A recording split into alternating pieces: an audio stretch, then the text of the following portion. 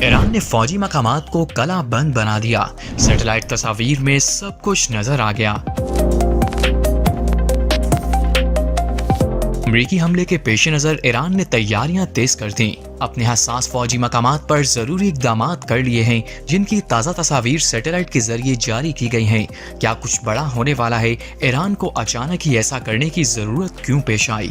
برطانوی خبرساں ادارے رائٹرز کی رپورٹ کے مطابق سیٹلائٹ تصاویر سے معلوم ہوتا ہے کہ ایران نے بڑھتے ہوئے امریکی خطرے کے باعث اپنے حساس فوجی مقام کی کلا بندی کی ہے۔ اس عمل میں کنکریٹ کے ڈھانچے کی تعمیر، سرنگوں کے داخلی راستوں کو چھپانا اور سابقہ بمباری کا نشانہ بننے والے میزائل اڈوں کی تعمیر نو شامل ہے۔ ماہرین کے مطابق یہ وہی مقام ہے جسے اسرائیل نے 2024 میں بمباری کا نشانہ بنایا تھا۔ تصاویر سے یہ بھی ظاہر ہوتا ہے کہ ایران نے گزشتہ برس اسرائیل کی 12 روزہ جنگ کے دوران امریکہ کی بمباری سے متاثرہ جوہری سائٹ کی سرنگ کے داخلی راستے دفن کر دی ہیں۔ دوسرے مقامات پر سرنگ کے داخلی راستوں کو مضبوط کیا اور میزائل بیس کی مرمت کی جو اس دوران جھڑپوں میں متاثر ہوئے تھے۔ پارچین فوجی کمپلیکس تہران سے تقریباً 30 کلومیٹر جنوب مشرق میں واقع پارچین کمپلیکس ایران کے حساس ترین فوجی مقامات میں شمار ہوتا ہے۔